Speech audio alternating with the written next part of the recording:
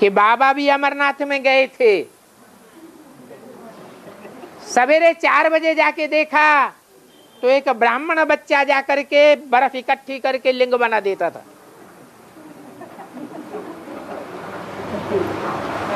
वो सारे दिन उसकी पूजा होती रहती थी। ये भी संगम युग की शूटिंग की यादगार है। कोई ब्राह्मण बच्चा है जो बीज रूपी स्टेज में स्थिर हो जाता है।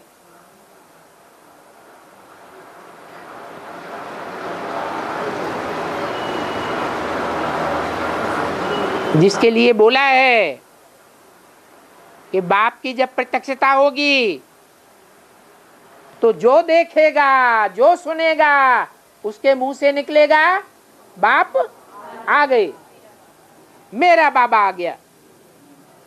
सबको दर्शन होगा।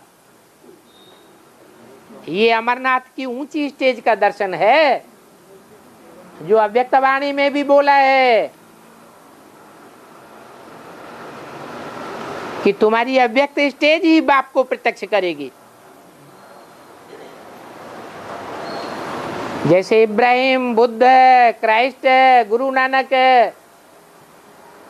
इनके अव्यक्त चेहरों को ध्यान से देखो।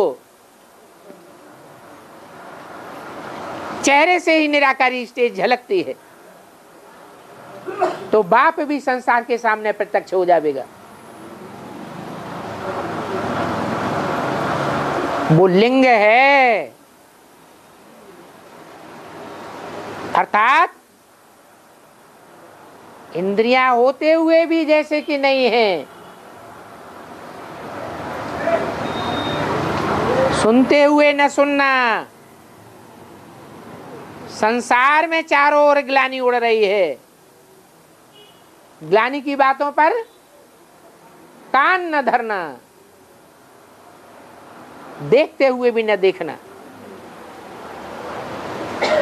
ऐसी इंद्रियों की स्टेज बनाना जैसे कि इंद्रियां होते हुए भी नहीं है।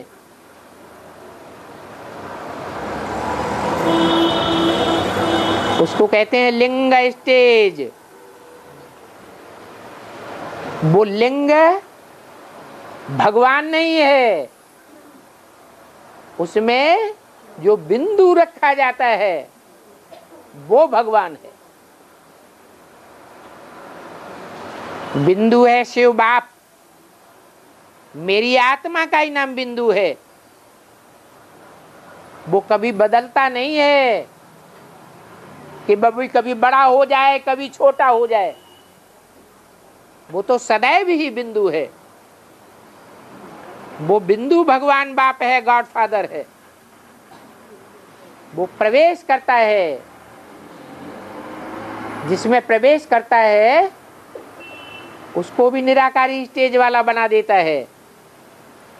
वो भी निराकारी, निर्विकारी, निरहंकारी बन जाता है। तो लिंग कहा जाता है। बाकी वो लिंग वो स्टेज है जो मुरली में बताई है कि तुम्हारी इंद्रियां शीतल हो जाएंगी। शीतल इंद्रियां शीतलता प्रदान करेंगी या मार मारेंगी? शीतलता प्रदान करने वाली होती है। इसलिए बर्फ का लिंग कहा जाता है। बाकी लिंग कोई बर्फ का होता नहीं है। लिंग में गर्मी आती है तो बर्फ का होता है या गर्माहट होती है? गर्माहट होती है। लिंग का कैसे कहेंगे कि वो बर्फ का हो सकता है? ये तो भक्ति मार्ग में यादगार दिखाई गई है कि याद की ऐसी स्टेज बनती है जो कामेंद्रिय है वो भी बर्फ के समान ठंडी हो जाती है, मारने वाली नहीं रहती है। कोई पूछते हैं अरे भगवान है तो भगवान के साथ इतनी स्त्रियां क्यों रहती हैं? तो भगवान जवाब देते हैं तुम भी सींग मारना अपना बंद कर दो तो तुम्हारे साथ भी रहने लगेंगी। तो मुंह नीचे, सर नीचे हो जाता है।